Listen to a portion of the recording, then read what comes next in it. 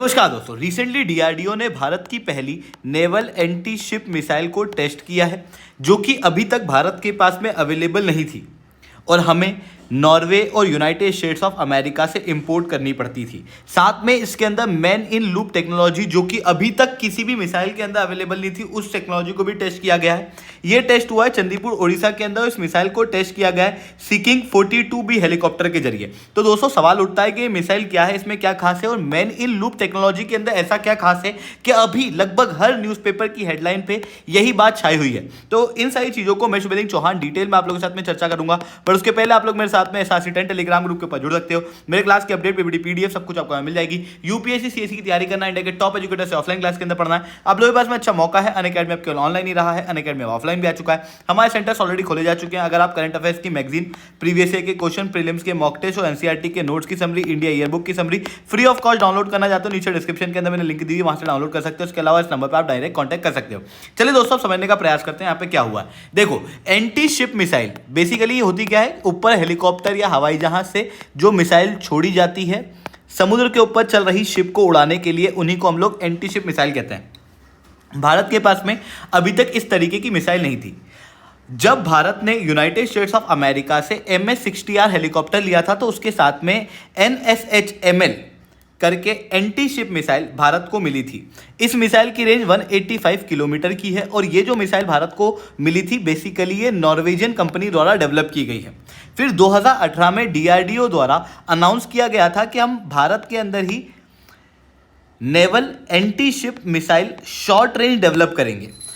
हालांकि ये जो मिसाइल होगी इसकी रेंज बहुत ज़्यादा नहीं होगी, लगभग 50 किलोमीटर के आसपास बताई जा रही है, जिसके कारण से ये पूरी तरीके से NSHML को हटा नहीं देगी बल्कि इसे कॉम्प्लीमेंट करने वाली है। तो ये चीज़ें यहाँ पर देखने को मिल रही है। साथ में इसके अंदर एक बहुत ही इंपॉर्टेंट टेक्नोलॉजी बताई गई है, जो कि मैन इन लूप टेक्नोलॉजी कही जा रही है। बेसिकली ये जो मिसाइल डेवलप की गई है डीआरडीओ के द्वारा इंडियन नेवी के साथ में मिलकर की गई है, जिसकी रेंज लगभग 50 किलोमीटर की है। उसके अंदर मैन इन लूप टेक्नोलॉजी है। अब basically man in loop technology का मतलब क्या होता है, तो देखो आप लोगों ने ये स्काई फोर्स करके एक मूवी देखी होगी। इस स्काई फोर्स मूवी के अंदर जो पाकिस्तान के पास में एडवांस अमेरिकन फाइटर जेट्स होते हैं, उनके अंदर एक नई प्रकार की मिसाइल, जो उस समय पर एकदम नई हुआ करती थी, आजकल काफ़ी कॉमन है, जो टारगेट को इजीली फाइंड करके फोड़ देती है, उस तरीके की मिसाइल यूएस के द्वारा पाकिस्तान को दी गई थी, जिसका कोई भी तोड़ पूरे वर्ल्ड के अंदर नहीं था। बट इस मूवी के अंदर बताया गया कि कैसे भारतीय पायलट ने उस मिसाइल का तोड़ ढूंढा था। बेसिकली जो नॉर्मल मिसाइल्स होती हैं, उन मिसाइल्स के अंदर आगे ये सीकर लगा होता है। ये जो सीकर होता है ये बेसिकली मिसाइल की आंख होती है, जिसके जरिए टारगेट को ढूंढती है। अब ये जो सीकर है ये बेसिकली काम करता है हीट पे। जितनी ज़्यादा हीट कहीं मिलेगी उसके हिसाब से ये टारगेट को लॉक करता है, उसके हिसाब से उसके आसपास फुट जाता है। तो इस मूवी के अंदर ये बताया गया कि यार जानबूझ के ऐसा करो कि किसी भी आग वाली चीज़ के पास या ब्लास्ट के पास चले जाओ, वहाँ से फाइटर जेट को निकाल दो, तो क्या होगा, इस तरीके की मिसाइल जो है वो पूरी तरीके से फेल हो जाएगी और वहीं फुट जाएगी। इस तरीके से उस मूवी के अंदर सब कुछ दर्शाया गया था।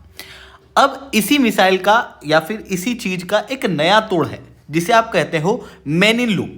जनरली क्या होता है, आजकल की जो मिसाइल है उसके अंदर आप मिसाइल को लॉन्च करते हो और उस समय पर आप टारगेट फिक्स कर देते हो, मिसाइल जो है वो उस टारगेट को ढूंढ के उसको फोड़ देती है। पर कभी ऐसा हुआ कि मिसाइल को आपने छोड़ दिया, उसके बाद में आपको टारगेट चेंज करना हुआ, तो उस समय पर आती है man in loop technology. Man in loop technology क्या करती है, सबसे पहले आपको कोई भी टारगेट नहीं डिसाइड करना, आपको एक ब्रॉड डायरेक्शन डिसाइड करना मिसाइल की। आप ब्रॉड डायरेक्शन में उस मिसाइल को छोड़ दो।